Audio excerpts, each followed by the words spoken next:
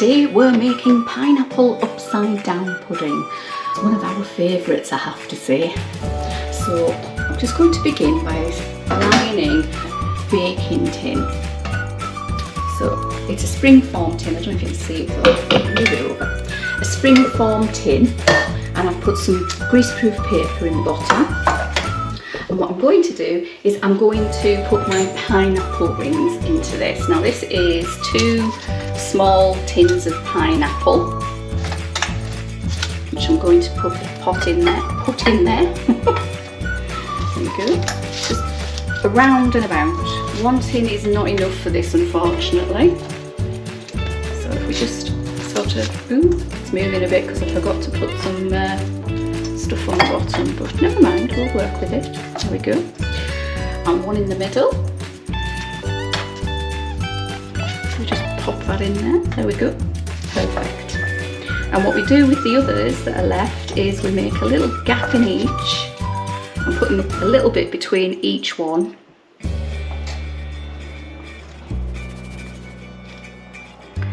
There we go.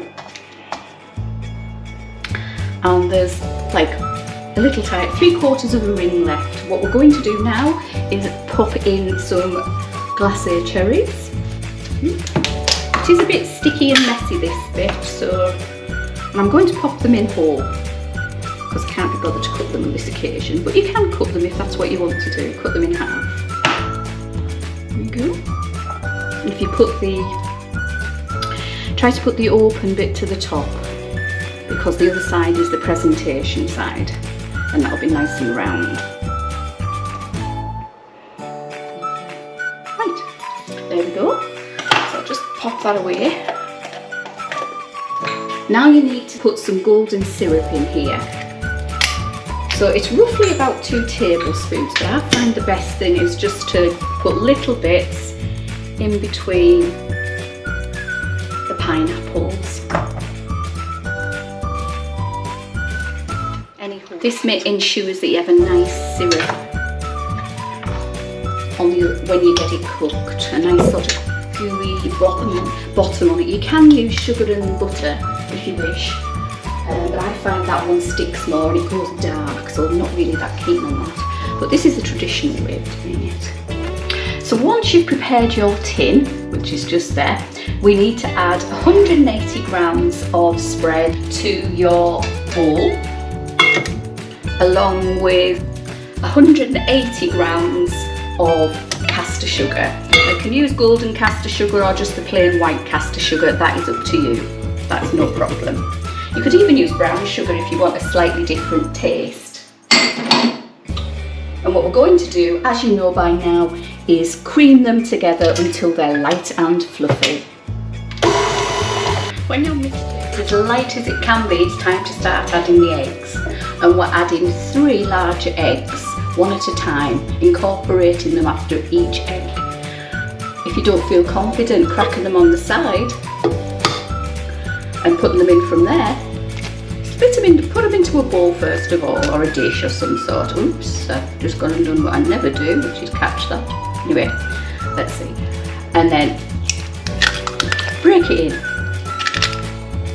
There we go. And mix. Start off slow and build it up. Once you've added all your eggs, add a teaspoon of, wait for it, vanilla extract. Actually we'll do a little bit, or as much vanilla extract as you like, but not the bottle, it is expensive. And mix it in. Okay, then it's time to take your mix off the mixer. So as I say, with every cake, try and incorporate the flour off the mixer. So now we're going to add in our flour. And as I say, every time when I'm adding in flour, sieve it. It gives the best results. So here is equal quantities of self-raising flour. That's 180 grams. Along with 1 teaspoon of baking powder, and we're going to sieve that in gently. go. This makes your cakes nice and light and fluffy.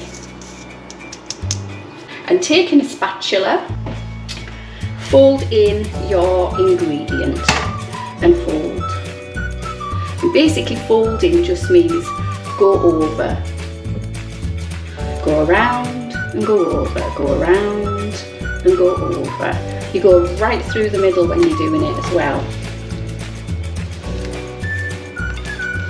Because if you don't, what tends to happen is the flour stays in the middle and you end up with clumps of flour in your cakes, which, let's be fair, we do not want that. Now this looks a little bit dry to me. Now after you've been making cakes for a while, you do realise what's dry and what isn't, and this is slightly too dry, so I'm going to add a little bit of the pineapple juice that I saved, about a tablespoon.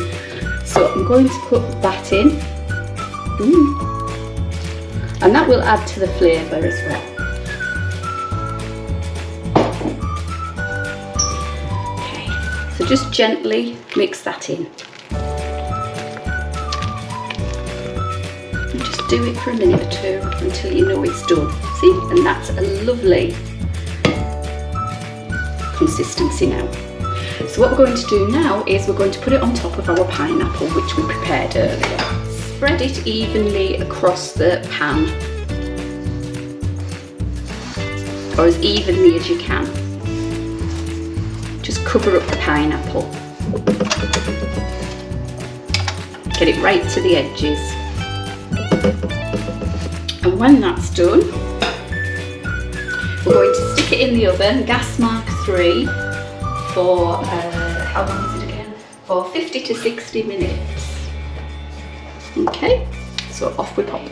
So now I'm going to take my pineapple upside down cake out of its casing. So here we have it. I'm dreading this, you know, guys. So I'm going to carefully tip that. Then I'm going to, if I can, there we go. Turn it the right way around. Okay, so I'm going to just, there we go, take it out as easily as I can. And here's the unveiling of said pineapple upside down. So that's the base. And there's your pineapple upside down cake. Enjoy.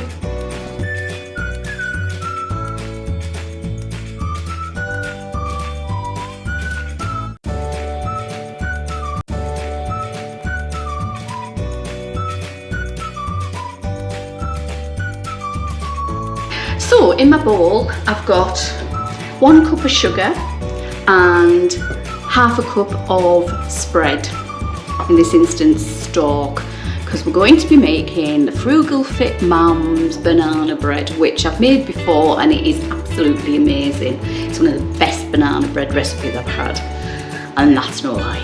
So off we pop, we'll cream our butter and our sugar together. Okay, when it's been nicely creamed, switch it off and add in 2 large eggs. So, oops, in there go, there's 1. We'll do them one at a time.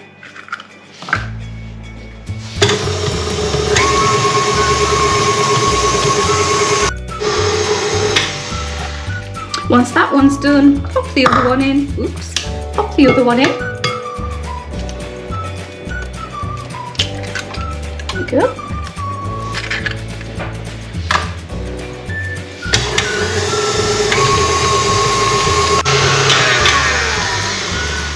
Okay, once that's nicely done, it's time to add some vanilla. So we're going to add a teaspoon of vanilla. There we go. We'll just use what's left in the bottle there. That's that finished. And that was vanilla extract. And mix that in.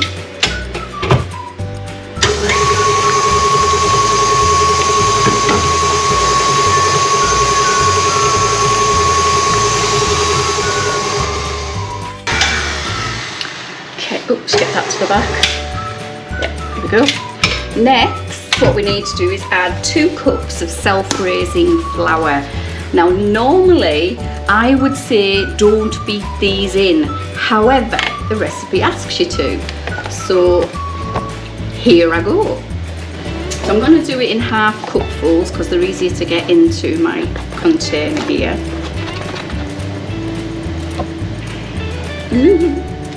So there's 1 going in. I'm going to mix that in gently, so slowly.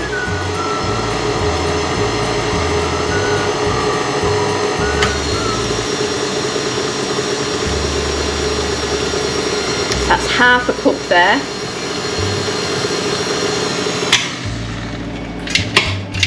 Now we'll put the other half in.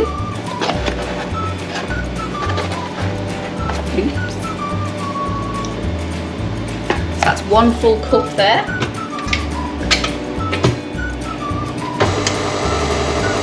Now don't worry, this will look a bit dry, but bear with.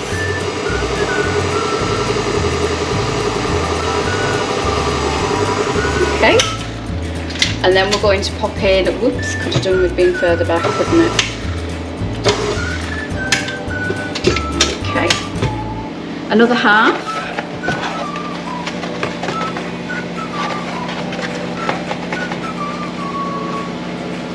There we go, in it goes. And again, nice and slow. The idea is not to over mix it. So that's in. Last half.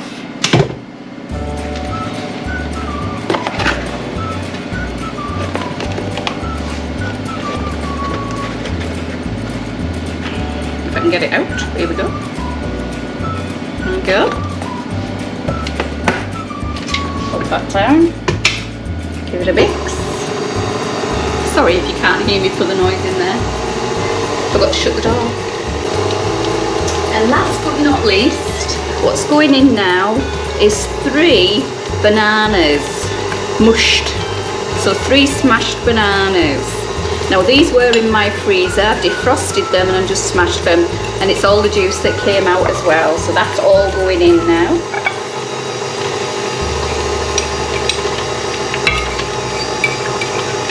Every last bit. Go.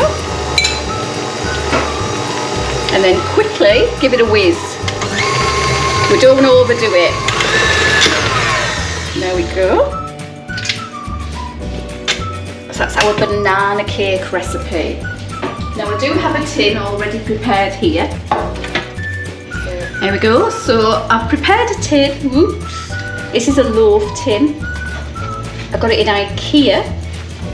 If anybody wants one, they're in there. I don't think they're that expensive actually, because I find IKEA fairly reasonable. And what I'm going to do is put my cake mixture into my tin. Now I'm not very good at doing this, so you may not see it all. So tip it up. I've greased it and I've lined it so that it doesn't stick, and usually in the past it hasn't stuck, so hopefully, fingers crossed, this time it won't. Seemingly she says this is the way to win friends and influence people. Make them this banana bread, and it is really good, I've got to say. Some people say they are and they're not, but this is. I've had a couple that have been a bit bleh, you know, claggy and horrible. This is not claggy and it is not horrible. It's just a lovely banana bread.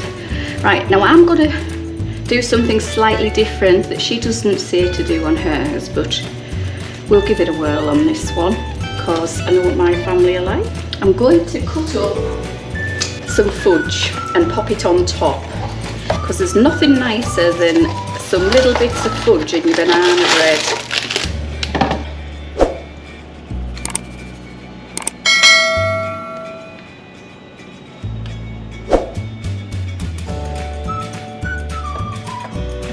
So not too big, just, you know, little bite-sized pieces.